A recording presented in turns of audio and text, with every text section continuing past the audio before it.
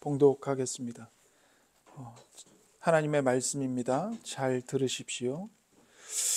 형제들아, 내가 사람의 예대로 말하노니 사람의 언약이라도 정한 후에는 아무도 패하거나 더하거나 하지 못하느니라. 이 약속들은 아브라함과 그 자손에게 말씀하신 것인데 여럿을 가리켜 그 자손들이라 하지 아니하시고 오직 한 사람을 가리켜 내 자손이라 하셨으니 곧 그리스도라. 내가 이것을 말하노니 하나님께서 미리 정하신 언약을 430년 후에 생긴 율법이 폐기하지 못하고 그 약속을 헛되게 하지 못하리라. 만일 그 유업이 율법에서 난 것이면 약속에서 난 것이 아니리라. 그러나 하나님이 약속으로 말미암아 아브라함에게 주신 것이라. 그런즉 율법은 무엇이냐? 범법함으로 더하여진 것이라. 천사들을 통하여 한 중보자의 손으로 베푸신 것인데 약속하신 자손이 오시기까지 있을 것이라. 그 중보자는 한 편만 위한 자가 아니나 하나님은 한 분이시니라. 그러면 율법이 하나님의 약속들과 반대되는 것이냐? 결코 그럴 수 없느니라. 만일 능히 살게 하는 율법을 주셨더라면 의가 반드시 율법으로 말미암아 쓰리라. 그러나 성경이 모든 것을 죄 아래에 가두었으니 이는 예수 그리스도를 믿음으로 말미암는 약속을 믿는 자들에게 주려 함이라. 아멘. 이는 살아계신 하나님의 말씀입니다. 오늘도 우리에게 말씀하시는 하나님께 감사합니다. 사도 바울은 이제 본문에서 하나님께서 우리에게 주신 복음을 약속과 유업이라는 형태로 우리에게 말해줍니다. 하나님께서는 하나님과 우리가 바른 관계를 맺도록 하기 위해 우리에게 구원을 주실 때 매우 오랫동안 약속이라는 형태로 그 구원을 주셨습니다. 실제로 우리는 예수 그리스도 안에서 구원을 받아서 구원을 경험하고 누리고 있습니다. 그러나 아브라함으로부터 시작해서 구약에 있는 이 믿음의 사람들에게 이 귀한 선물, 즉 구원은 약속의 형태로 주어졌습니다. 그래서 유업을 보장하는 약속이 이 믿음의 선조들에게 주어질 때 하나님께서는 일방적이고 주권적으로, 즉 은혜로 주셨습니다. 그래서 그들이 율법을 완전하게 지켜서 율법에 완전하게 의로운 삶을 살았기 때문에 그 유업을 받은 것이 아닙니다. 그 약속을 값없이, 조건 없이 그냥 하나님으로부터 선물로 받은 거죠. 하나님이 그렇게 값없이 주신 것입니다. 이것이 이제 본문의 전체 흐름입니다. 우리가 갈라디아서를 가지고 지금 이신칭의의 복음이 무엇인가를 우리가 배우고 있습니다. 그리고 복음이 아닌 것이 무엇인가를 우리가 배우고 있죠. 우리는 이렇게 복음을 거듭해서 들어야 하고 배워야 하고 생각하고 묵상해야 합니다. 왜냐하면 복음은 죄인인 우리의 본성을 상당히 거스르기 때문입니다. 간혹 가다가 어떤 분들은 복음을 감격적으로 믿고 받아들이기도 합니다. 그것은 하나님의 은혜 때문입니다. 하지만 대부분의 사람들은 복음을 감격적으로 받아들이지 않습니다. 우리는 어머니의 모태에서 태어날 때부터 자기 중심적인 존재로 태어난 사람들입니다. 그래서 우리 안에 기본적으로 여기에 설정되어 있는 기본값이 뭐냐면 나를 주장하고 나를 증명하고 싶은 거예요.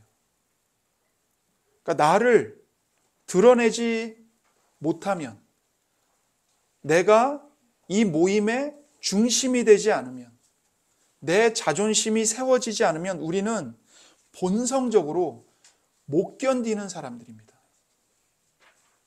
그래서 우리의 모든 사고 구조가 다 나 중심이에요. 내가 뭘 선택하고 뭘 버리고, 이것도 다 자기중심적입니다. 그러니까 다른 사람이 나에게 어떤 말을 했을 때 우리는요, 그것을 그 사람의 입장에서 듣지 않고, 그 사람 중심으로 얘기를 듣지 않고 다 내 중심으로 듣습니다. 그러니까 오해가 쌓이고 서로 관계에 갈등이 생기는 거예요. 그러니까 모든 사고 구조가 자기중심적입니다. 그래서 우리는 내가 행한 일, 내가 이루어낸 자격, 조건, 스펙, 공로, 이런 것들을 매우 중요하게, 소중하게 생각하는 사람들이에요.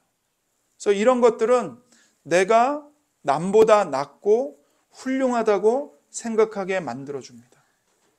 세상에서만 그런 게 아니라 심지어 예수님의 보혈로 구원받은 공동체인 교회 안에서조차도 나는 저 사람보단 나아.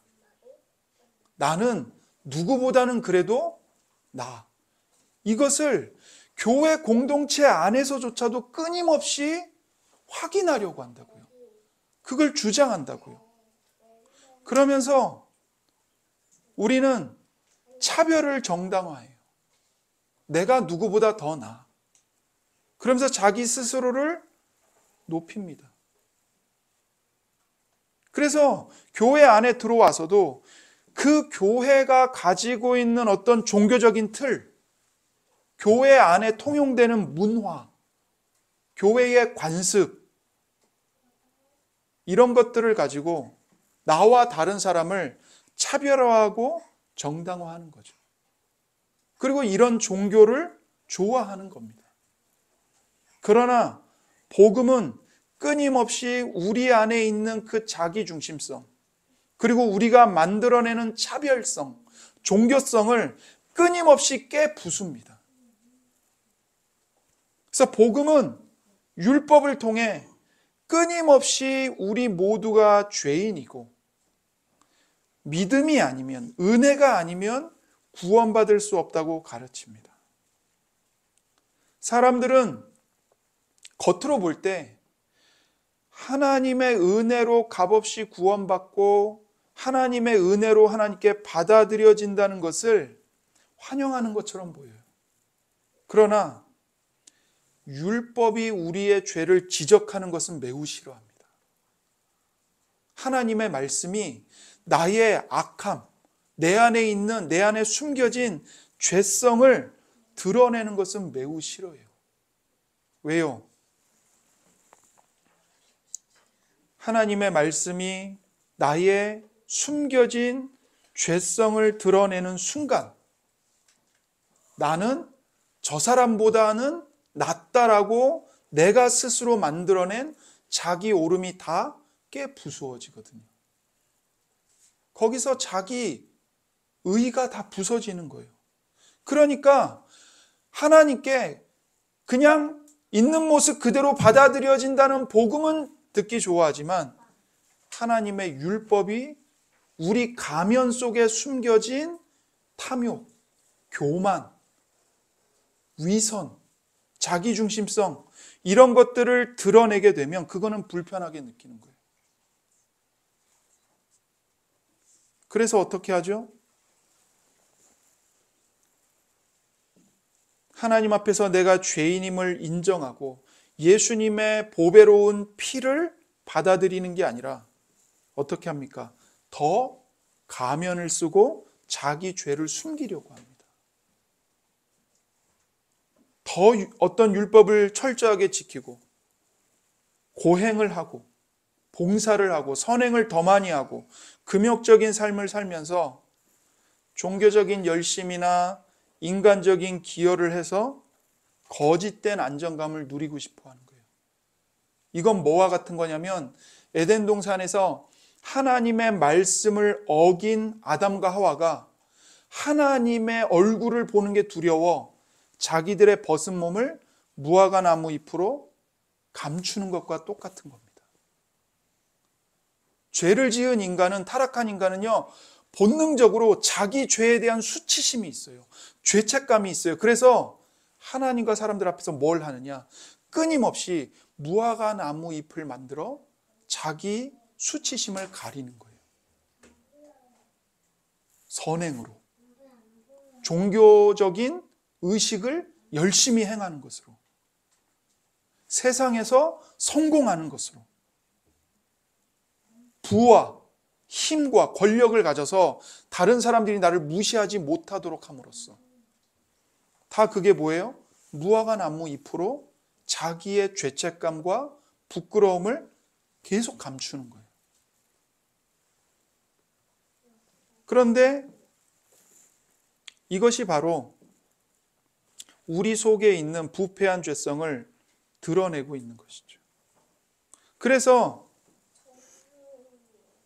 이렇게 거짓된 안정감, 종교적인 만족을 누리는 것이 우리 본성 속에 깔려있기 때문에 참된 복음은 우리를 불편하게 하는 겁니다. 참된 복음이 하는 일이 뭔지 아세요?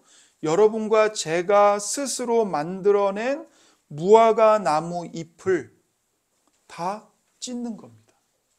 복음이 와서요, 내 수치심과 내 죄책감을 가리고 있는 내가 만든 그 무화과 나무 잎을 다 찢어요. 그리고는 내가 얼마나 추악한 존재인지를 복음이 다 낱낱이 드러내는 겁니다. 그러니 우리가 참된 복음을 들으면 불편하게 느끼는 거죠. 그래서 사람들이 오랜 시간 동안 신앙생활을 하는데도 아름답지 않은 겁니다. 내 안에 자기중심성, 자존심, 내 자신을 주장하는 옛 자아, 이런 것들을 여전히 속에 숨기고 신앙생활을 하기 때문에 신앙생활을 하면 할수록 시기와 질투가 나오고 분노가 나오고 자기 자랑이 나와요. 그래서 성령의 열매를 맺지 못하는 겁니다. 그런 면에서 우리에게 정말 중요한 건 뭐냐면요, 가장 먼저 복음을 제대로 듣는 겁니다. 복음을 제대로 아는 겁니다. 이게 가장 중요해요.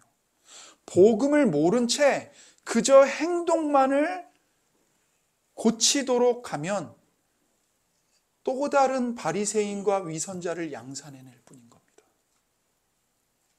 진정한 변화는 십자가의 복음을 통해서 내 죄가 낱낱이 파헤쳐지고 내 실체가 온전히 드러나고, 그래서 내가 얼마나 하나님 앞에서 추악한 죄인인가를 알고 그 나의 더러움, 수치심을 가지고 숨는 게 아니라 십자가에 못 박히신 예수님께로 달려 나아가는 겁니다.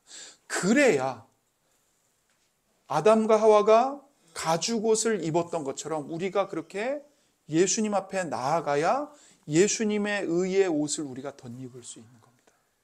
여러분 기억하십시오. 하나님이 아담과 하와에게 가죽옷을 지어 입혀주시기 위해 가장 먼저 하신 일은 그들이 만든 그 무화과 나무 잎을 찢는 것이었습니다. 하나님이 여러분과 저에게 하시는 첫 번째 일이 이거예요. 우리가 만들어낸 자기 오름, 내 의, 이거를 하나님이 먼저 다 찢으세요. 왜요? 이걸 찢어야, 이걸 벗어야 예수님의 의의 옷을 입을 수 있거든요. 그래서 하나님은 우리에게 그렇게 예수님의 의의 옷을 입혀주시는 거예요. 하나님이 여러분과 저의 죄를 드러내시고 그것을 꾸짖으시고 그 여러분과 저의 양심을 찌르시는 이유는 평생 죄책감에 눌려서 고통받으며 살아라, 그게 목적이 아니고요. 너의 죄의 무게를 알고 내 아들 예수에게로 달려오라는 거예요. 내 아들에게 와서 내 아들 예수가 주는 의의 옷을 덧입고 하나님의 거룩한 자녀로 살라는 겁니다. 하나님이 여러분과 저에게 진정한 기쁨, 진정한 평화, 진정한 샬롬, 진정한 안식과 안정을 주시기 위해서 우리의 의를 찢고 우리의 죄를 드러내시고 예수님의 의의 옷을 덧입혀 주시는 겁니다. 그래서 우리는 계속해서 사람이 율법을 지켜서가 아니라 오직 믿음으로 하나님 앞에 의롭게 된다는 이 복음을 계속 들었습니다. 자, 이번 본문에서는 성경의 교훈뿐만 아니라 보편적으로 알고 있는 사람들의 그 일반적인 관례를 가지고 이 복음을 또 강조하고 있습니다. 본문 15절을 한번 보십시오. 형제들아, 내가 사람의 예대로 말하노니 사람의 언약이라도 정한 후에는 아무도 폐하거나 더하거나 하지 못하느니라. 보세요. 이제 바울이 뭘 예를 들냐면 사람의 예를 듭니다. 사람들 사이에서 일어나는 관습을 가지고 예를 들고 있어요. 그게 뭐냐면 사람의 언약입니다. 사람의 언약. 여기서 이 사람의 언약이라는 말은 사람의 유언이라는 뜻입니다. 유언. 부모가, 아버지가 죽기 직전에 자녀들에게 유언을 남기잖아요. 근데 보통 아버지가 자녀들에게 남기는 유언은 뭐죠? 다 그 재산 상속에 대한 유언이에요. 그렇죠? 그런데 여기서 뭐라고 말하냐면 사람의 언약이라도, 즉 사람의 유언이라도 한 번 그 유언을 정하고 나면 누구도 폐하거나 더하거나 할 수 없다고 얘기하는 거예요. 여러분, 이 당시에 바울이 살던 당시는 그 로마가 지배하던 그 AD 1세기경이었잖아요. 근데 그 로마인들이나 유대인들에게나 공통된 게 뭐였냐면 아버지가 한 번 남긴 유언은요, 절대로 못 바꾼다는 사실이에요. 못 바꿔요. 그래서 바울이 지금 그 예를 드는 거예요. 그래서 사람이 유언장을 작성하고 나면 본인 외에는 그 유언장을 수정하는 게 불가능하다는 겁니다. 그래서 이 유언장과 똑같이 하나님께서 우리에게 주신 언약, 약속은 하나님 외에는 어느 누구도 고칠 수가 없다는 뜻이에요. 지금 그걸 말하고 있는 겁니다. 그래서 하나님이 한 번 주신 그 언약은 누구도 바꿀 수 없고 누구도 취소할 수 없고 누구도 변경시킬 수 없는 언약이라는 거죠. 이 얘기를 왜 할까요? 17절을 보십시오. 17절. 내가 이것을 말하노니 하나님께서 미리 정하신 언약을 430년 후에 생긴 율법이 폐기하지 못하고 그 약속을 헛되게 하지 못하리라. 무슨 말입니까? 하나님께서 아브라함에게 먼저 언약, 약속을 유언으로 주셨어요. 그런데 430년 이후에 모세가 시내산에서 하나님으로부터 율법을 받았죠. 그러니까 갈라디아 교회에 들어온 이단들이, 거짓 교사들이 바로 모세가 받은 율법을 근거로 해서 갈라디아 교회 성도들을 미혹했던 거예요. 어떻게 미혹했어요? 봐라, 하나님이 모세를 통해 율법을 주시지 않았냐.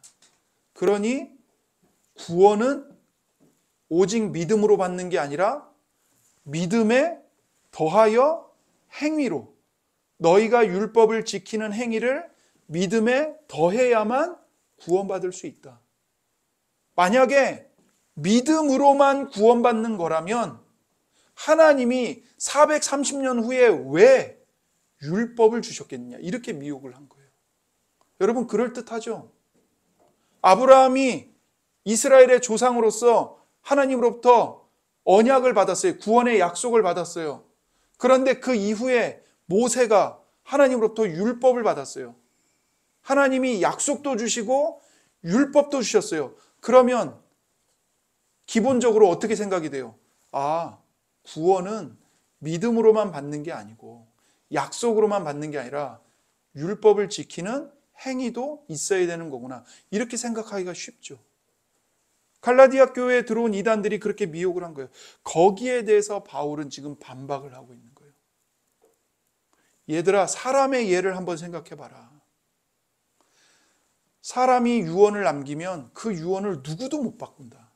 마찬가지로 하나님이 아브라함에게 유언과도 같은 약속을 주셨기 때문에 그 약속은 430년 뒤에 율법이 들어왔지만 그 율법이 하나님의 언약을 취소시키거나 변경시키거나 더할 수가 없다. 이 얘기를 하는 거라고요. 그래서 하나님이 어떤 약속을 아브라함에게 주셨습니까? 아브라함이 하나님을 전적으로 믿고 신뢰했어요. 그러자 하나님이 아브라함을 의롭다고 인정해 주셨습니다. 그래서 믿음으로 의롭다라고 인정받는 귀한 약속을 주셨어요. 그런데 그 이후에 430년 후에 율법이 들어왔습니다. 그런데 이 율법이 그 약속을 폐하거나 뭔가를 더하거나 할 수 있겠냐고 지금 말을 하는 겁니다. 불가능하다는 거예요. 불가능하다. 여러분, 율법보다 하나님의 약속이 더 먼저 주어졌습니다. 하나님의 약속이 율법보다 훨씬 앞섭니다. 그리고 하나님의 약속이 율법보다 월등하기 때문에 그 뒤에 온 율법이 약속을 폐기할 수 없습니다. 16절을 보십시오. 이 약속들은 아브라함과 그 자손에게 말씀하신 것인데 여럿을 가리켜 그 자손들이라 하지 아니하시고 오직 한 사람을 가리켜 내 자손이라 하셨으니 곧 그리스도라. 보세요. 이 약속들을 아브라함에게 주셨습니다. 그리고 그 자손들에게 주셨어요. 자, 먼저 아브라함에게 하나님이 어떻게 주셨냐면 창세기 15장과 15장에 보면 12장 15장에 보면 아브라함에게 약속을 하나님이 주셨습니다. 그런데 하나님이 그 약속을 주실 때 아브라함 한 사람에게만 주신 것이 아니라 너의 자손들에게도 주신다고 약속하셨어요. 그런데 여기서 너의 자손들이라고 말씀하시지 않고 너의 자손이라고 말씀하십니다. 즉, 한 사람을 가리키는 거예요. 이 한 사람, 한 자손이 누구냐? 바로 오실 예수님을 가리키는 겁니다.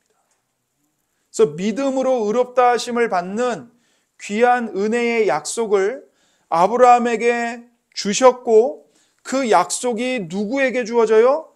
예수 그리스도에게 주어지는 거예요. 그리고 그 그리스도 안에서 우리 모두가 아브라함의 자손이 되어 아브라함에게 주신 그 약속이 우리에게도 주어지는 겁니다. 이렇게 주신 약속은 비록 430년 후에 율법이 생겼지만 그 율법이 이 약속을 훼손하거나 수정하거나 할 수 없다는 거예요. 하나님은 아브라함에게 약속을 주시면서 이미 누구를 바라보고 계세요? 예수 그리스도를 바라보고 계세요. 그리고 그리스도 안에서 우리까지 바라보고 계시는 거예요. 그렇기 때문에 이건 영원한 약속이에요.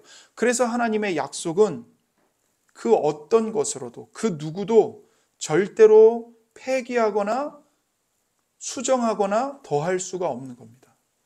그래서 하나님의 약속이 훨씬 우월하고 진실하고 참된 것이죠. 자, 여러분, 이 약속을 주시면서 하나님이 약속과 함께 또 다른 하나를 주셨습니다. 그게 뭘까요? 유업입니다. 유업. 재산 상속이라고요. 갈라디아서 3장 18절입니다. 만일 그 유업이 율법에서 난 것이면 약속에서 난 것이 아니리라. 그러나 하나님이 약속으로 말미암아 아브라함에게 주신 것이니라. 여기 그 유업이라는 말이 나오죠. 이 유업은 유산, 상속, 상급이에요. 무슨 말씀인지 아시겠죠? 아버지가 자식에게 물려주는 유산, 상속, 상급. 그게 바로 유업이에요. 그래서 이 유업을 받는 것이 만약에 율법에서 난 것이면, 그러니까 이 하나님의 유업을 상속받는 게 율법을 완전하게 지켜야만 받는 것이라면 그 유업은 약속으로 말미암은 게 아니라고 말하고 있어요. 여러분, 이게 지금 무슨 뜻이에요? 결국 이 말은 하나님의 유업은 율법을 완전하게 지켜야만 받는 것이다. 지금 이 말을 하고 있는 겁니까? 그런 뜻이 아니죠. 지금 그런 뜻이 아니에요. 이건 지금 뭘 강조하고 있는 거냐면 유업을 받는 것은 약속으로 말미암은 것이지 율법을 지켜서 받는 것이 절대로 아니다. 이걸 지금 강조하고 있는 거예요. 여러분, 이 말을 오해하시면 안 돼요. 잘 읽어보세요. 유업 받는 것이 율법에서 난 것이면 약속에서 난 것이 아니리라. 그러면서 뒤에 뭐라고 말해요? 그러나 하나님이 약속으로 말미암아 아브라함에게 주신 것이니라. 결국 무슨 말이에요? 유업은 율법을 지켜서 받는 게 아니란다. 만약에 그런 거였다면 어떻게 아브라함이 하나님의 약속으로 유업을 받을 수 있었겠느냐, 이 말을 하고 있는 거라고요. 따라오고 계세요 지금? 그러니까 결국 결론을 말씀드리면 하나님은 약속으로 말미암아 아브라함에게 유업을 주셨다는 거예요. 이걸 강조하고 있는 거예요 지금. 그래서 여러분, 창세기 15장을 보면 이게 분명하게 그림처럼 나타나요. 창세기 15장 5절에서 6절이에요. 그를 이끌고 밖으로 나가 이르시되 하늘을 우러러 무뼈를 셀 수 있나 보라. 또 그에게 이르시되 내 자손이 이와 같으리라. 아브라함이 여호와를 믿으니 여호와께서 이를 그의 의로 여기시고, 이렇게 말씀하세요. 무슨 말이냐면 하나님이 아브라함에게 약속을 주셨어요. 그러면서 아브라함을 이끌고 밖으로 나가서 밤하늘을 보여주시는 거예요. 여러분, 오늘날은 별이 하늘에 잘 안 보여요. 지상에 빛이 너무 밝아가지고 밤에도. 그러나 여러분이 빛이 없는, 불빛이 없는 산이나 사막에 가시잖아요. 지금도 하늘에 별이 얼마나 많은지 모릅니다. 셀 수가 없어요. 그 별들을 아브라함에게 보여주시면서 말하는 거예요. 너의 자손이 이렇게 많을 거야. 네가 셀 수 없을 정도로 내가 너에게 자손을 줄 거야. 그랬더니 아브라함이 어떻게 했어요? 그 여호와 하나님을 믿었다고요. 믿으니까 여호와께서 그 믿음을 통해 아브라함을 의롭다고 여겨주셨다고요. 전가해 주셨다고요. 그러면서 아브라함에게 약속을 또 하나 주세요. 7절입니다. 15장 7절. 또 그에게 이르시되 나는 이 땅을 내게 주어 소유를 삼게 하려고 너를 갈대아인의 우르에서 이끌어낸 여호와니라. 하나님이 지금 뭘 약속하고 계세요? 이 땅, 약속의 땅, 가나안 땅을 너와 너의 자손에게 주겠다라고 유업으로 약속해 주시는 거예요. 그러자 그때 아브라함이 하나님께 이렇게 말합니다. 8절입니다. 주 여호와여, 내가 이 땅을 소유로 받을 것을 무엇으로 알리이까? 이렇게 질문한 거예요. 하나님이 저와 제 자손들에게 이 땅을 소유로 주시겠다고 약속하셨는데 하나님, 무엇으로 그것을 보증해 주시겠습니까? 이 말을 한 거예요. 보증해 주세요, 하나님. 그러자 하나님이 어떻게 하시냐면 9절입니다. 여호와께서 그에게 이르시되 나를 위하여 3년 된 암소와 3년 된 암염소와 3년 된 순양과 산비둘기와 집비둘기 새끼를 가져올지니라. 이렇게 말씀하셨습니다. 왜 하나님이 아브라함에게 이 말씀을 하셨을까요? 이건요, 아브라함이 하나님께 하나님, 주님, 제가 이 땅을 소유로 받을 것을 무엇으로 알 수 있습니까? 무엇으로 보증해 주시겠습니까? 이러자 하나님이 아브라함이 명백하게 아는 그 당시의 약속을 정하는 관습으로 지금 보증해 주시는 겁니다. 당대에 사람들이 서로 매우 중요한 약속을 맺을 때, 계약을 할 때 어떤 식으로 했냐면 이런 식으로 했어요. 소를 반으로 쪼개요. 살아있는 소를 쪼개요. 쪼개서 그 쪼개진 소를요, 벌려놔요. 여러분 생각해 보세요. 소가 크잖아요. 그 소가 반으로 쪼개져서 피를 흘리면요, 그 주변이 완전 피바다가 됩니다. 피로 철철 흘러 넘쳐요. 그런데 그 쪼개진 소 고기를 양쪽에 벌려놓은 다음에 어떻게 하냐면 서로 계약을 맺는 두 사람이 지나가는 거예요. 그 쪼갠 고기 사이를. 쪼개진 고기 사이를. 그러면 그 사이가 피바다가 됐겠죠. 그 소의 피를 밟으면서 지나가는 거예요. 서로 양 당사자가. 이게 무슨 뜻일까요? 내가 당신과 이 계약을 맺는데 당신과 나 둘 중에 한 사람이 이 언약을, 이 약속을 파기하면 이 약속을 파기한 사람은 이 소처럼 쪼개져서 죽을 것이다. 이걸 얘기하는 거예요. 쪼개져서 죽어 마땅하다. 그러니 이 계약은 뭐예요? 자기 목숨을 내걸고 계약하는 거예요. 하나님이 지금 아브라함에게 그걸 보여주시는 거예요. 내가 이것으로 보증하겠다. 그래서 그렇게 하나님이 3년 암소, 3년 암염소, 3년 순양, 산비둘기, 집비둘기 가져와서 다 쪼개 놓으라는 거예요. 그리고는 어떻게 하시냐? 창세기 15장 17절에 보면요, 그 쪼개어진 고기 사이로 횃불이 지나갑니다. 횃불이. 이 횃불이 뭘 상징하냐면 하나님의 임재를 상징합니다. 하나님이 그 쪼개어진 고기 사이를, 재물 사이를 하나님이 지나가신 거예요. 뭘 뜻하는 거죠? 하나님께서 내가 너에게 준 약속을 지키지 않으면 내가 이 고기처럼 쪼개질 것이다. 이걸 확증하시는 거죠. 그런데 놀라운 게 뭐냐면요, 아브라함은 정작 그 쪼개진 고기 사이를 지나가지 않습니다. 원래 당대에 약속을 하면 약속을 주고받는 당사자 둘이 다 지나가야 되거든요. 하나님이 지나가셨으면 이제 누가 지나가야 돼요? 아브라함이 지나가야 되는데 아브라함이 안 걸어가요. 하나님만 걸어가세요. 뭘 뜻합니까? 하나님이 만약 이 약속을 안 지키면 내가 쪼개질 것이다. 그런데 네가 이 약속을 안 지켜도 내가 쪼개지겠다. 이 선언을 하시는 거라고요. 여러분, 이게 십자가의 복음이에요. 여러분과 제가 하나님과 맺은 언약, 약속을 범해서 내가 죽어야 돼요. 그런데 하나님이 대신 죽으셨어요. 바로 성자 하나님. 예수님께서 여러분과 저의 그 모든 죄를 대신 짊어지고 십자가에 못 박혀서 피 흘리고 죽으신 거예요. 그 암소가 쪼개진 것처럼 하나님의 아들이신 예수님이 하나님의 진노를 받아 쪼개지는 형벌과 죽임을 당하신 거라고요. 그게 바로 십자가예요. 그래서 하나님은 지금 아브라함과 우리 모두에게 약속하신 겁니다. 내가 내 목숨을 걸고 이거 반드시 지킨다. 내가 이거 어기면 내가 쪼개질 것이다. 설령 너희가 내 언약을 깨트려도 내가 너희를 대신하여 쪼개질 것이다.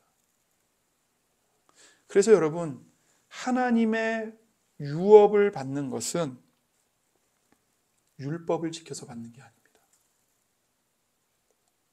율법을 지켜서 받는 게 아니에요. 우리를 죄와 저주에서 구원하시고 복을 주시고 유업을 주시겠다고 약속하시는 그 하나님의 약속을 믿고 신뢰하는 믿음으로만 복과 유업을 받는 겁니다.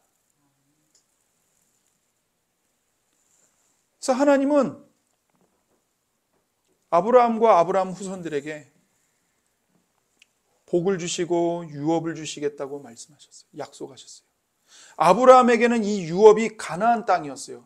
그런데 이게 실은 그리스도 안에서 모든 성도들에게 실은 천국, 즉 하나님의 나라를 약속하는 것입니다. 그 당시의 가나안 땅은 실체가 아니고 그림자였고, 이 가나안 땅이 가리키는 진짜 유업이 있어요. 그게 바로 하나님 나라인 거죠. 여러분, 우리가 죄가 용서되어서 의롭다 여김을 받고 하나님 나라를 유업으로 얻으면 그것이 끝이 아닙니다. 유업으로 가나안 땅을 주시겠다고 약속하실 때 가나안 땅에 뭐가 포함되어 있었죠? 가나안 땅에는 풍요와 부요가 포함되어 있었어요. 하나님께서 우리에게 하나님 나라 안에 있는 풍요와 부요를 주시겠다고 약속하시는 거예요. 여러분, 가나안 정탐꾼들이 돌아올 때 그 두 사람이 양 어깨에 큰 포도송이와 무화과 열매를 주렁주렁 매달고 오신 거 기억하시잖아요. 그래서 가나안 땅에 풍요와 부요가 약속 안에 들어 있었던 겁니다. 여러분, 우리가 예수님을 믿으면요, 그냥 종교적인 차원에서만, 종교적인 영역에서만 위로를 받고 이 땅에서 살다가 죽으면 천국 가는 그런 진리를 전하는 자들이 아닙니다. 우리는 귀한 복음을 믿을 뿐만 아니라 이 땅에서도 천국의 부요와 풍요를 함께 누리고 경험하는 사람들이에요. 유업의 상급이 여러분과 저에게 이미 주어져 있습니다. 그런데 안타까운 게 뭐냐면 지난 40년 동안 한국교회는 이 유업의 부요와 풍요를요, 대부분 다 물질로 바꿔놨습니다. 예수님을 믿어서 복을 받는데 대부분 돈을 많이 버는 것, 이거를 부요와 풍요라고 잘못 생각했어요. 또 어떤 교회들은 물질은 무시하는데 지도자가 되어야 한다.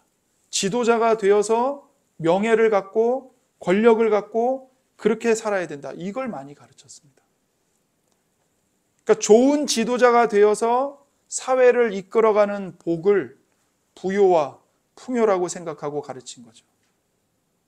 병이 들면 나아야 되고, 자녀도 좋은 대학에 들어가야 되고, 암에 걸려도 예수 믿는 사람은 암 때문에 죽으면 안 되고, 예수님 믿으면 모든 암이 다 깨끗하게 나아야 되고, 자녀가 좋은 대학 들어가고 좋은 직장 들어가서 시집장가 잘 가는 것, 그게 부요와 풍요라고 생각을 했습니다.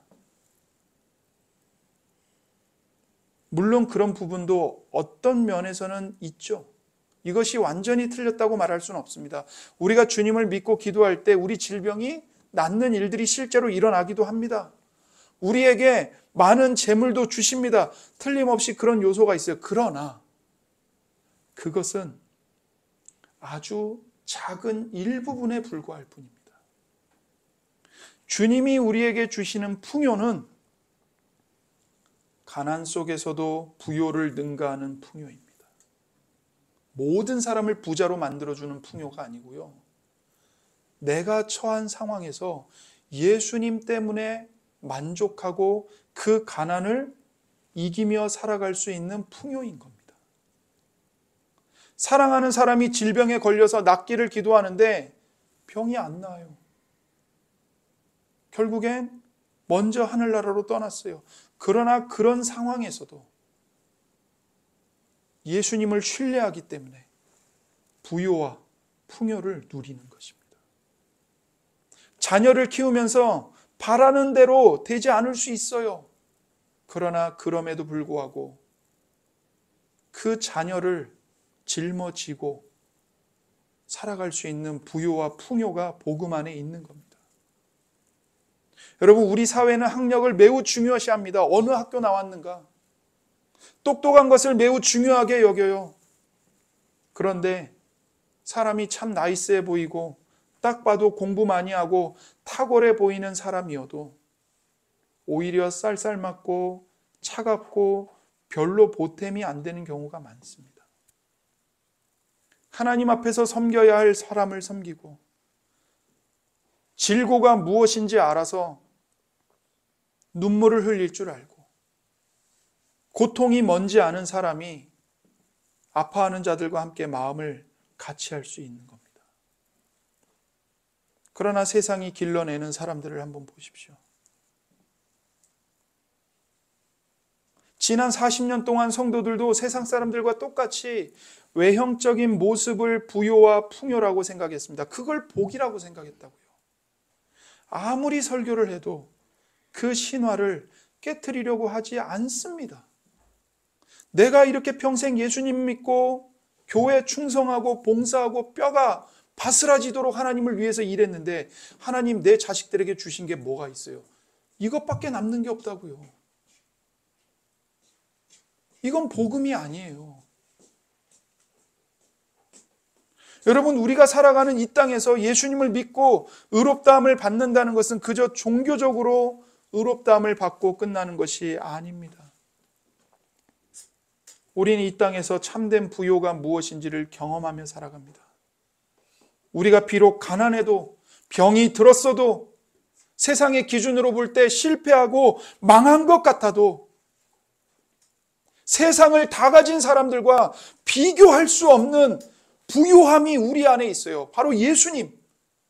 예수님이 우리 안에 계신다고요. 성령님이 우리와 함께 하신다고요. 세상이 만들어내는 학벌, 돈, 계급의 신화가 아니라 감옥 안에 있어도 몸에 병이 들어도 삶의 질고와 수고가 너무 무거워도 그 자리에서 여호와 하나님께서 나의 목자 되심을 알고 신뢰할 때에 경험하는 부요와 풍요가 있다고 성경은 거듭거듭 말하고 있습니다. 그 눈이 복음으로 열려야 우리가 세상을 바르게 사랑하고 섬길 수 있는 겁니다. 우리 사회는 자녀를 기르는 일에 너무 많은 에너지를 쏟습니다. 연령과 상관없이 모두가 자녀 양육에 매여 있어요. 자녀가 다 성장해서 자기 앞가림을 할 수 있는데도 불구하고 자녀에게 매여서 삽니다. 어쩔 줄을 몰라요. 계속 자녀에게 매여 있다가 주님 곁으로 갑니다. 여러분, 이건 그리스도인의 삶이 아닙니다. 여러분, 예수님 믿는 아름다움과 복과 기쁨에 대한 믿음이 없으면 세상이 말하는 방식을 거슬러 가지 못합니다. 우리가 예수님을 믿으면 우리의 죄가 용서되는 것은 말할 것도 없습니다. 우리가 의롭다 여김을 받는 것도 말할 것도 없습니다. 의로운 자로 인정받아 하나님의 은혜의 보좌에 날마다 나아갑니다. 자기 몸을 위해서 성공과 조건으로 꾸미려는 엉터리 같은 인생을 살던 우리를 하나님이 불러주셨습니다. 이제 우리 속에 예수님의 품성을 빚어가고 계십니다. 티끌 같은 인생 속에 하나님의 아름다움이 영글어가는 것이 구원의 영광입니다.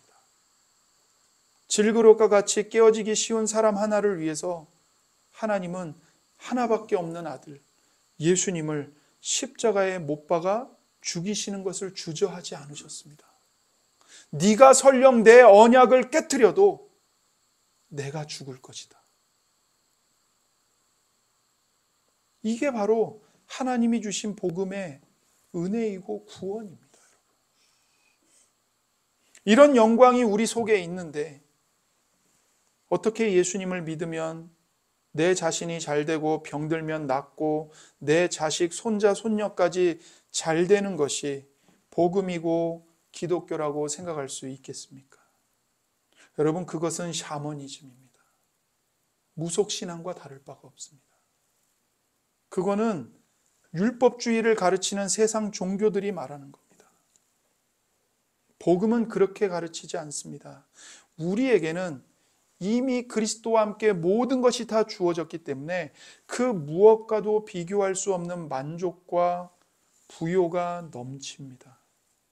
세상은 아무리 가져도 만족할 줄 모르지만 예수님을 믿는 성도는 세상 것과 비교할 수 없는 만족, 평화, 기쁨, 풍요가 있기 때문에 그래서 성도들만이 이 땅에서 다르게 살아갈 수 있는 겁니다. 오늘날 한국교회의 문제는요, 제가 생각할 때 복음을 너무 모르는 겁니다.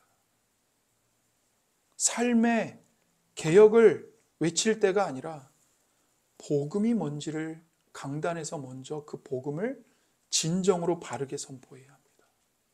이신칭의의 복음, 은혜의 복음. 우리가 예수님을 믿을 때 우리에게 어떤 일이 일어나는지를 몰라요.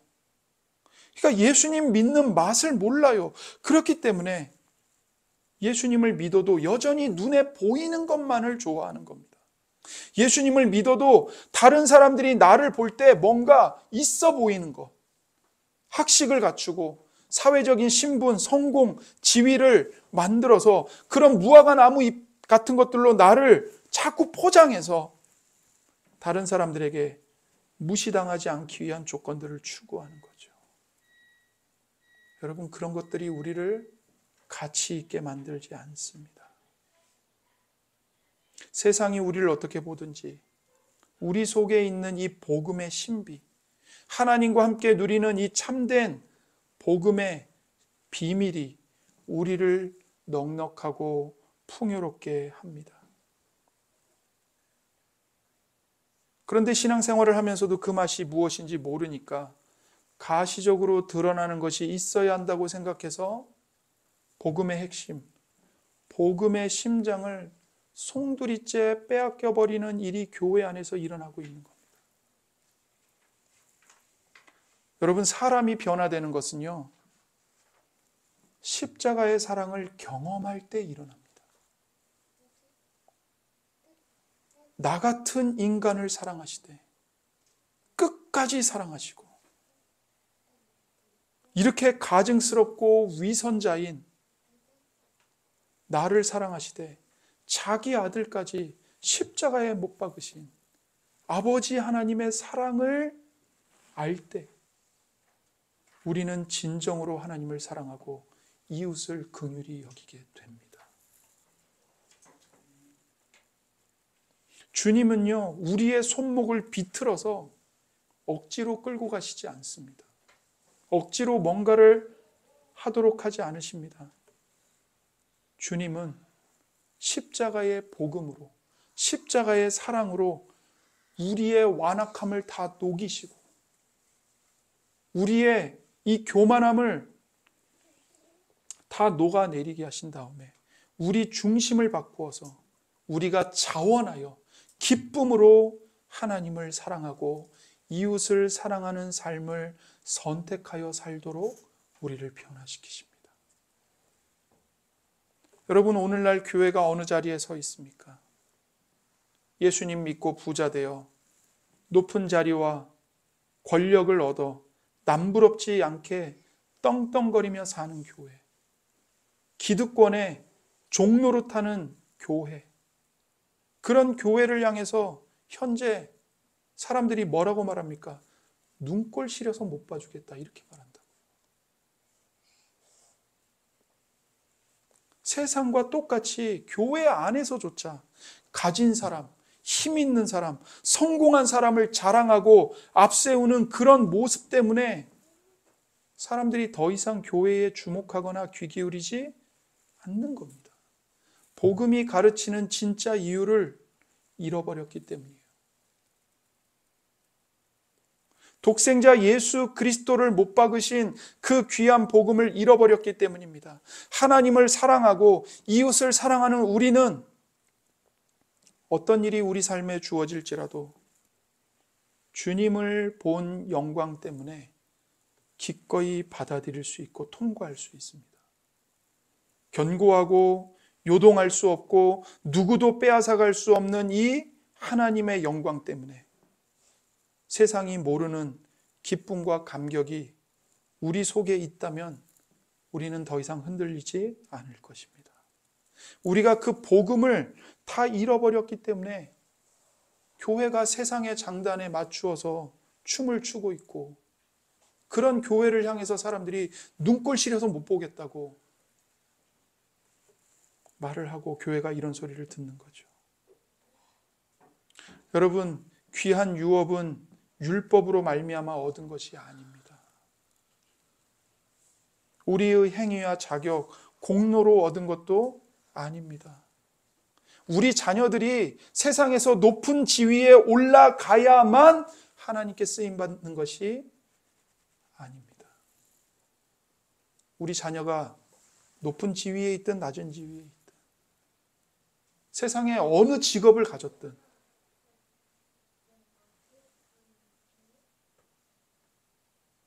하나님께 쓰임받는 하나님의 손이요 발로 살아가는 겁니다. 여러분, 아프리카에 한 어린 소녀가 집에서 멀리 떨어진 이 냇가에 물을 떠옵니다. 그런데 그 소녀가 이제 양쪽 어깨에 그 지게를 지고 가는데 이 플라스틱 그릇이 있어요. 근데 한쪽이 금이 가가지고 물을 담아오면 그 한쪽 물통에서는 물이 계속 새는 거예요. 집에 돌아오면 물이 반도 안 남아 있어요. 근데 이 소녀가 이 깨진 이 금이 간 이 물통을 버리질 않고 계속 그걸로 가서 물을 떠오는 거예요. 어느 날 이 깨진 물통이 자기 주인인 소녀한테 질문을 한 거예요. 주인님, 저를 버리시지 왜 저를 쓰세요?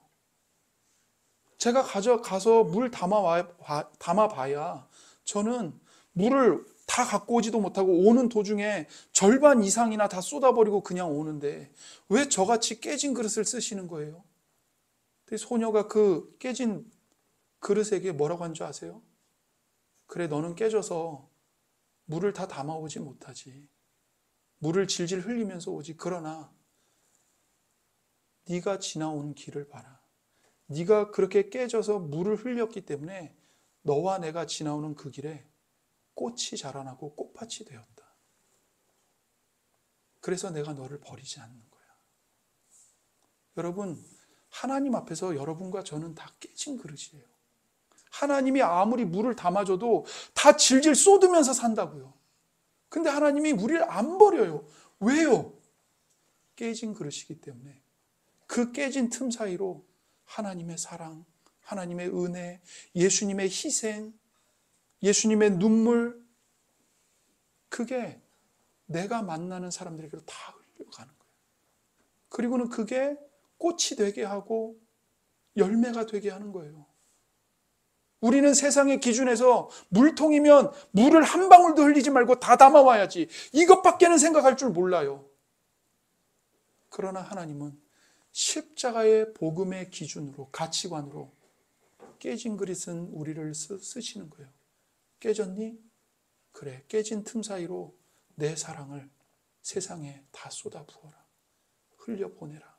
그래서 그들로 하여금 꽃을 피우게 하고 열매를 맺게 해라. 여러분, 우리의 행위와 자격, 공로로 유업을 얻은 게 아닙니다. 하나님의 약속 때문에 그리스도 안에서 우리같이 허물 많은 자들, 깨진 그릇들에게도 부유한 복들과 유업을 주시는 겁니다. 여러분, 이스라엘이 애굽에서 400년 동안 종살이했죠. 그 백성들이 어떻게 애굽에서 나오고 자유인으로 해방되었습니까? 그들이 돈을 주고 자유민의 신분을 주고 샀습니까? 애굽 사람들과 싸워가지고 애굽 군대를 물리쳐서 해방된 건가요? 율법을 잘 지켜서 그 공로로 해방되고 가나안 땅을 유업으로 얻었습니까? 아니요. 신실하신 하나님이 아브라함에게 하신 약속을 기억하시고 그 약속에 근거하여 이스라엘 백성을 해방시키고 선물로 가나안 땅을 주신 겁니다. 우리도 마찬가지입니다. 여러분, 우리 삶 구석구석에 이처럼 복음이 만들어내는 감격과 기쁨이 있습니까? 아니면 여러분 자신이 깨진 그것만 보면서 날마다 원망하고 불평하고 시기하고 질투하고 분노하며 살아갑니까? 우리가 깨졌기 때문에 복음이 우리 안에 담기고 있고 그 복음으로 말미암아 우리가 이웃을 섬기고 사람을 살리는 사람으로 살아가는 겁니다. 이렇게 우리의 손과 발을 움직이면 세상이 교회를 다른 눈을 가지고 보기 시작합니다. 오늘날 교회를 향해서 세상은 부르짖습니다. 복음이 진짜라는 것을 삶으로 보여달라는 거예요. 주님이 아무 쓸모없는 우리를 위해서 스스로 십자가에 못 박히신 그 주님의 희생을, 그 사랑을 행동으로 보여달라고 아우성을 치는 겁니다. 그리고 이렇게 살 수 있는 그 힘은요, 여러분과 저의 노력과 의지와 결단에서 나오는 게 아니고 복음에 대한 분명한 인식을 새롭게 하는 것에서 나오는 겁니다. 자, 그렇다면 이제 이 질문이 나오는 거예요.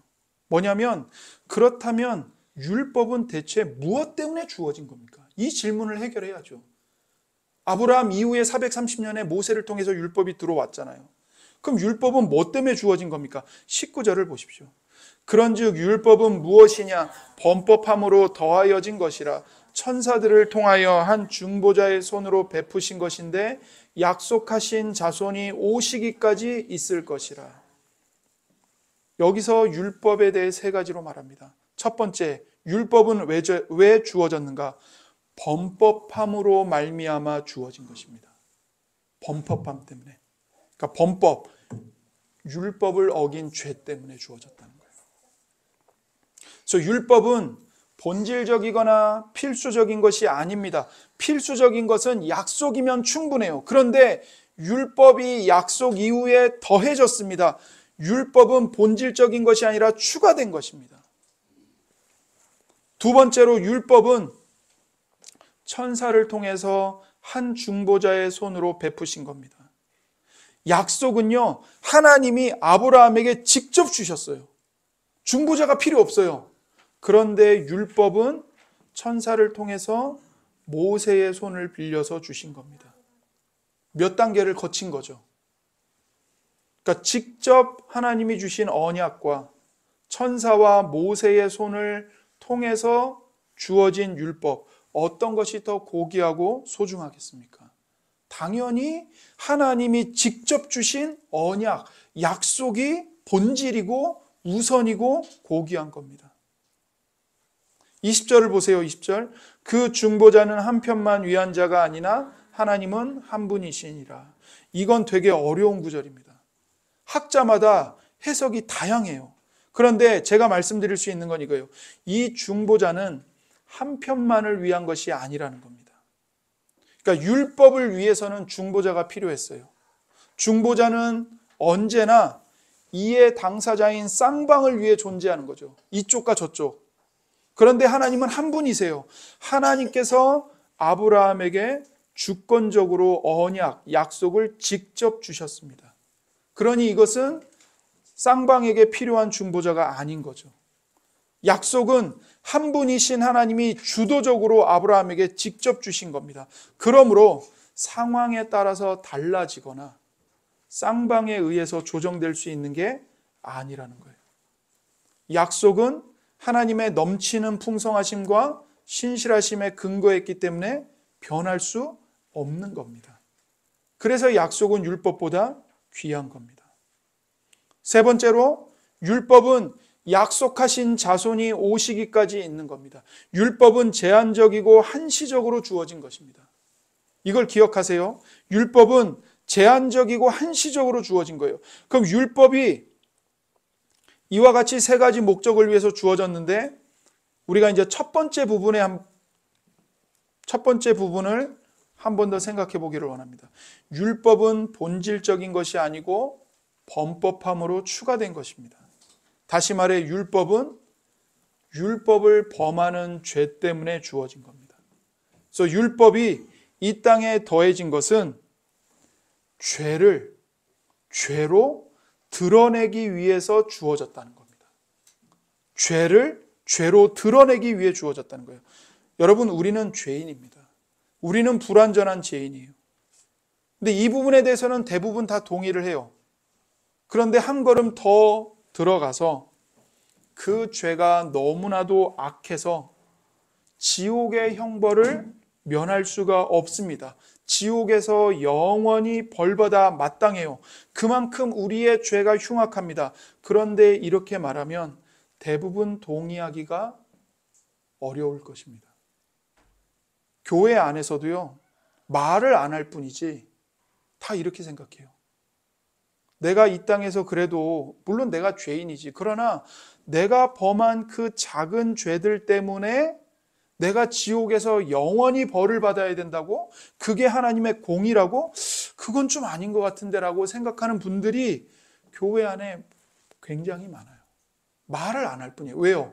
그렇게 얘기하면 믿음이 없다는 소리를 들을까 봐 말은 안 해요. 그러나 거의 대부분의 성도들이 그래도 그건 좀 너무한 것 같은데, 내가 그 정도로 살진 않았는데, 다 이렇게 생각한다니까요. 그러니까 사람들은 자기가 어느 정도 부족하다는 것은 인정을 해요.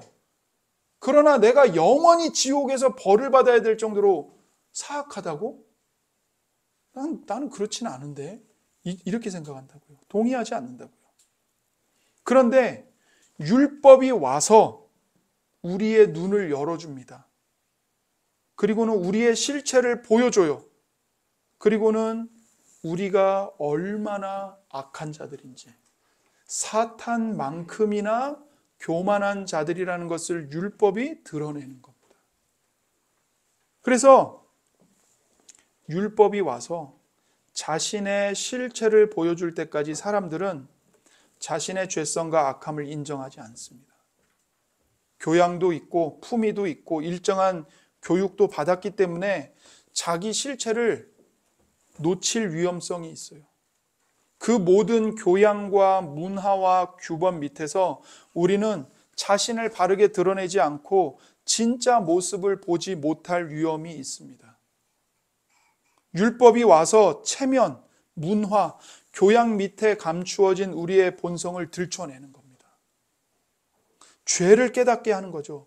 죄를 드러내는 거예요. 무엇이 죄이고 악인지를 알게 합니다. 그러면서 율법의 말씀을 들을 때 자기 자신에 대해서 소스라치게 놀라게 되는 거예요. 내가 이런 인간이야? 내가 이렇게 교만하다고? 그걸 깨닫게 되는 거예요. 그걸요, 율법이 오기 전에는 인정을 안 한다니까요. 그런데 율법이 와서 진리의 빛을 찬란하게 비추면 내 안에 썩은 것들이 얼마나 가득한지, 가증한 것들이 얼마나 가득한지, 악취가 얼마나 진동을 하는지를 알려준다고요. 내 삶 전부가 송두리째 죄악이라는 사실을 율법이 와서 눈을 열어 보여주는 겁니다. 여러분, 신앙생활을 수십 년을 해도 자기 자신을 영원히 지옥에서 벌받아 마땅한 죄인이라고 인정하지 않으신다면 죄송하지만 아직 십자가의 복음이 뭔지를 모르시는 겁니다. 자신의 실체를 본 적이 없는 사람은요, 기독교를 종교로 받아들일 수는 있습니다. 그러나 성경이 말하는 복음으로 받아들이지는 못합니다. 나를 대속하기 위하여 십자가에 못 박히신 예수님을 내 인생의 진정한 주님으로 인정하지 못합니다. 율법이 와서 하는 일은 내가 얼마나 더러운지, 내가 얼마나 망가져 있는지를 보게 합니다. 율법은 다른 사람들이 보기에는 멀쩡하게 보여도 하나님 목전에서 내가 얼마나 극악한 죄인이고 그 죄 때문에 형벌과 진노를 조금도 면할 수 없다는 사실을 우리에게 상기시켜 줍니다. 이걸 깨달으면 우리는 복음이 드러날 때, 믿음으로 의롭다는 진리가 선포될 때 그 진리를 전심으로 환영하고 받아들이게 됩니다. 바로 이 복음이, 이 십자가에 못 박히신 예수가 나에게 생명을 주는 유일한 길이라는 것을 깨닫게 하기 위해서 율법은 우리의 죄를 드러내고 보여주는 거죠. 그래서 율법은 죄 안에 갇혀 있는 우리를 꺼냅니다. 죄 안에 갇혀서 이게 죄인지도 알지 못하는 우리를 꺼내서 복음의 빛을 우리에게 비추고 우리의 구주이신 예수님을 바르게 믿도록 우리를 예수님께로 데리고 갑니다. 그래서 여러분 잘 기억하세요. 사탄은 율법을 갖고 우리에게 무슨 일을 하는가? 여러분, 사탄도 율법을 가지고 우리에게 역사하고 하나님께서도 율법을 가지고 우리에게 역사하십니다. 그런데 그 역사의 결과가 완전히 달라요. 사탄은요, 율법을 갖고 여러분 자신의 거룩함을 입증합니다. 네가 얼마나 괜찮은 사람인지를 봐라. 네가 얼마나 착한 사람인지를 봐라. 사탄은 율법을 갖고 이 일을 해요. 그러나 하나님께서는 율법을 갖고 무슨 일을 하시는가? 우리가 얼마나 흉악한 죄인인지를 드러내십니다. 자, 여러분, 우리가 예배 때 십계명 말씀 함께 읽잖아요. 여러분, 우리가 이 십계명 말씀을 읽는 이유는 이 십계명 말씀을 통해서 내가 얼마나 큰 죄인인지를 깨닫고 예수님께로 가도록 하기 위해서 우리가 십계명을 읽는 겁니다. 여러분과 제가 이 십계명을 읽으면서 그래도 난 계명을 잘 지켰어. 나는 이런 짓까지는 안 했어. 그래도 나는 괜찮아. 이런 생각을 하면 십계명을 지금 잘못 읽고 계시는 겁니다. 오늘날에도 얼마든지 우리는요, 내가 11조를 드리고 있고 주의를 잘 지키고 있는 것 때문에 자기의 의로움과 거룩함과 도덕성을 확인하는데 율법을 사용할 수 있습니다. 율법을 지킴으로 자신의 의로움과 옳음을 확인하는 방향으로 가고 있다면 우리는 율법을 잘못 사용하는 것입니다.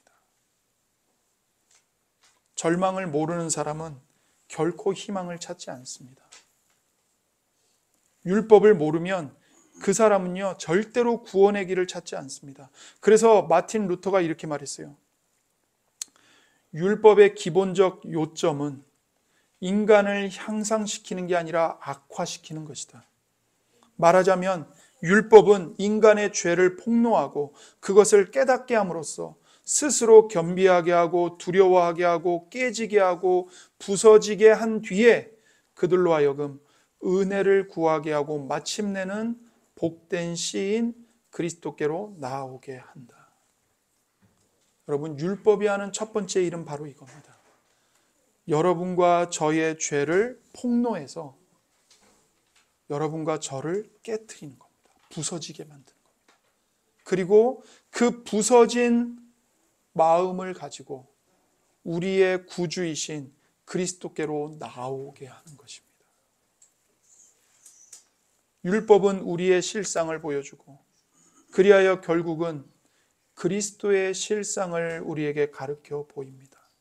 쉽게 얘기해서 율법은 우리의 죄를 보여주고 그리하여 결국은 그리스도의 피 흘리심과 그리스도께서 이루신 구원을 우리에게 가르쳐 보이는 겁니다.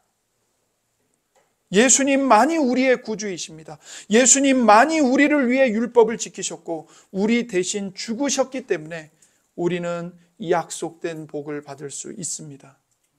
그래서 우리는 율법 덕분에 예수님을 사랑할 수 있고요. 이제는 감사한 마음으로 그 율법에 순종해서 우리의 사랑을 하나님께 표현할 수 있는 것입니다. 그러니 이 예수님의 구원을 믿는 사람은 율법을 지키는 의도와 방향이 완전히 달라집니다. 구원받기 위해서 율법을 지키는 게 아니에요. 하나님께 인정받기 위해서 율법을 지키는 게 아니에요. 복을 더 받아내기 위해서 율법을 지키는 게 아니에요.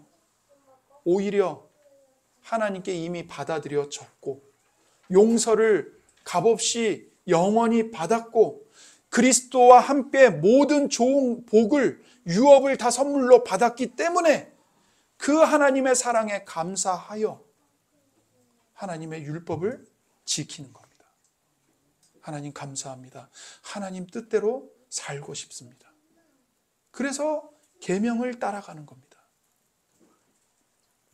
우리를 구원하시는 그리스도께로 나아가서 함께 기도하겠습니다.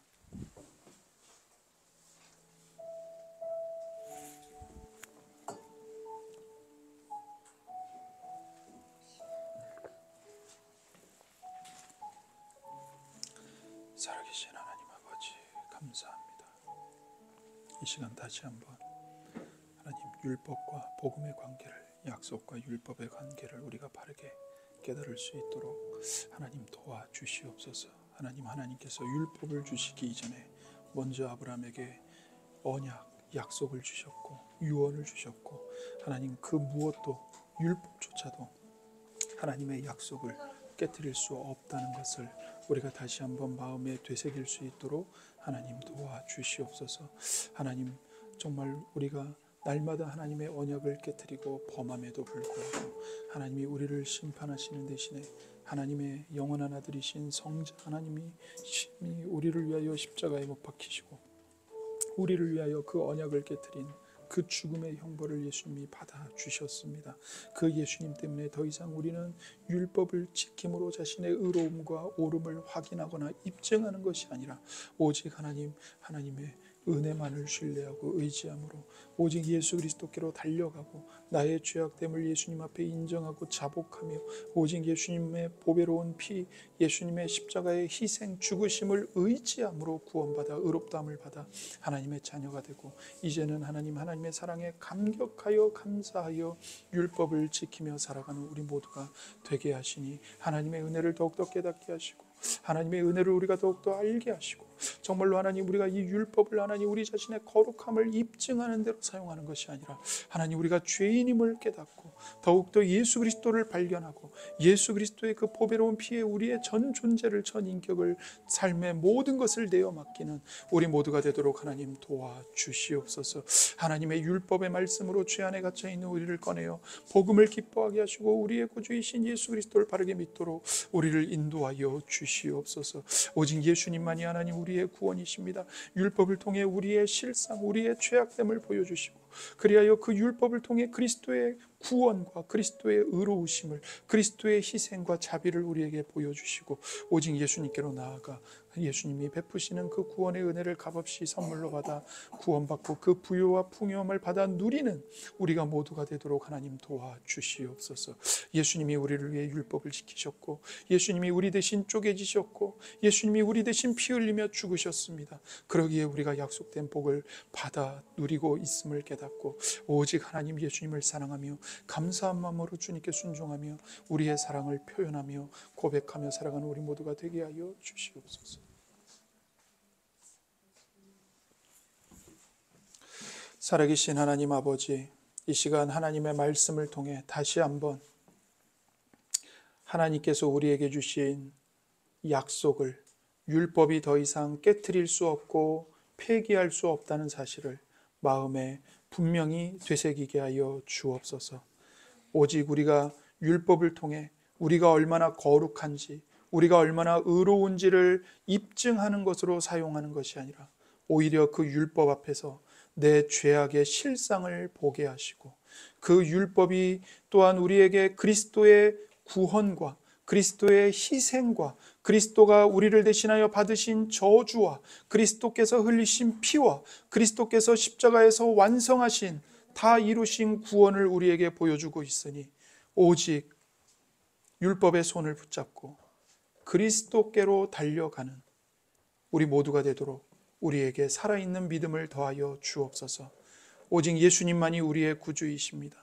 예수님이 우리를 위해 율법을 지키셨고 우리 대신 피 흘려 죽으셨고 우리 대신 황소가 쪼개진 것처럼 예수님이 쪼개지는 그 저주를 받으셨기 때문에 우리가 약속된 복과 유업을 받아 누리고 있음을, 받을 수 있음을 알게 하여 주옵소서. 그리하여 우리가 주님을 더욱더 사랑하고 감사한 마음으로 주의 계명을 지켜 주님께 순종하여 우리의 사랑을 우리의 삶으로 고백하는 우리 모두가 되게 하여 주옵소서. 감사하며 우리 주님 예수 그리스도의 이름으로 기도드립니다. 아멘. 다 함께 찬송가 321장입니다.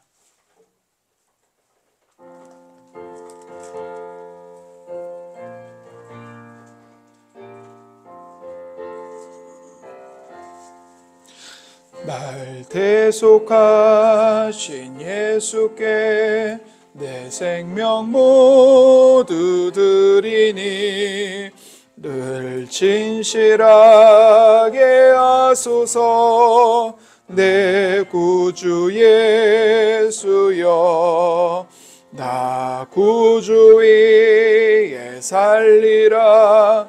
내 기쁨 알 양 없으리. 내 갈 길 인도하소서.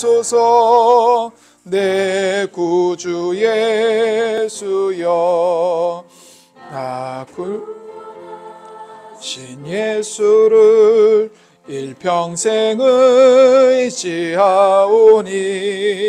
날 영접하여 주소서. 내 구주 예수여, 나 구주 위에 살리라. 내 기쁨 알 양 없으리. 내 갈 길 인도하소서.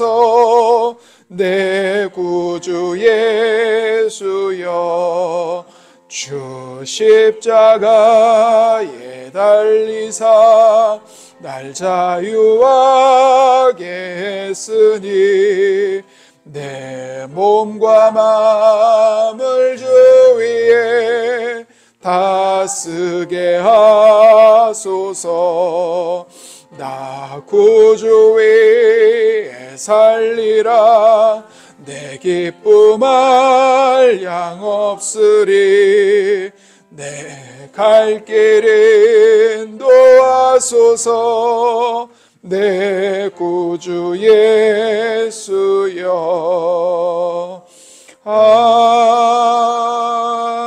아멘. 드려진 환상을 위해서 기도하겠습니다. 살아계신 하나님 아버지, 우리에게 베풀어 주신 십자가의 구원의 은혜에 감사하여 하나님 아버지께 우리의 헌상을 올려드립니다. 예수 그리스도의 피로 우리와 이 헌상을 거룩하게 하사 기쁘게 받아주시고 하나님 모든 영광을 홀로 받아주시옵소서. 우리가 하나님의 은혜로 하나님의 자녀가 되었고 또 하나님의 은혜로 우리가 날마다 살아가고 있음을 더욱더 깊이 생각하며 하나님의 은혜에 감사하는 우리 모두가 되게 하시고 이 물질만이 아니라 우리의 시간과 우리의 생명과 우리의 마음과 생각과 우리의 의지와 우리의 육체를 다 하나님께 드리오니 하나님 기쁘게 받아주시고 우리를 통하여 예수님의 십자가의 사랑과 그 희생이 이웃들에게로 흘러 넘칠 수 있도록 하나님 은혜를 베풀어 주옵소서. 하나님 이 현상이 주님의 몸된 교회를 위해 또 복음이 전파되는 일에 바르게 아름답게 쓰이고 열매 맺을 수 있도록 은혜를 베풀어 주시옵소서. 하나님 모든 성도들의 필요한 것과 쓸 것을 하나님께서 채워주시고 성도들의 모든 간구와 소원을 하나님 들어 응답하여 주시옵소서. 감사하며 우리 구주 예수 그리스도의 이름으로 기도드립니다. 아멘. 예, 교회 소식입니다. 기쁜 소식이 있는데요. 우리 교우 등록하신 분들이 계십니다. 우리 황인경 성도님 또 우리 이현지 성도님 두 분께서 교회 이제 한 달 넘게 나오시고 또 이렇게 지난주에 등록을 하셨습니다. 그래서 그리스도 안에서 함께 말씀의 교회 지체가 된 것을 기뻐하고 환영합니다. 네, 박수 한번. 네, 그래서 이제 11주간 동안 우리 새가족 성경 공부를 주일 그 오후 1시 10분에 1시 10분부터 1시 40분까지 성경 공부를 하도록 하겠습니다. 예, 성찬식은 3월 23일 주일 오전 예배 시간에 성찬식이 있고요. 예, 그리고 여러분의 삶의 자리에서 교회 공동체와 또 각 교우들을 위해서 기도해 주시기 바랍니다. 강복 선언하겠습니다. 여호와는 너에게 복을 주시고 너를 지키시기를 원하며 여호와는 그의 얼굴을 너에게 비추사 은혜 베푸시기를 원하며 여호와는 그 얼굴을 너에게로 향하여 드사 평강 주시기를 원하노라. 주 예수 그리스도의 은혜와 하나님의 사랑과 성령의 교통하심이 우리 모두와 함께 있을지어다. 아멘.